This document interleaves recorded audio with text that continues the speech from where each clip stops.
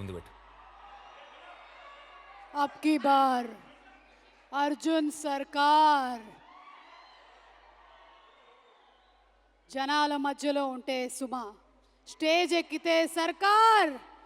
సుమా సర్కార్ ఈరోజు హిట్ 3 ఈ కేసుని ఎలాగో మే 1వ తారీఖున సాల్వ్ చేస్తున్నారు, కానీ మాకు అప్పచెప్పినటువంటి కేసుని సాల్వ్ చేయడానికి మేము వచ్చేసాం. రే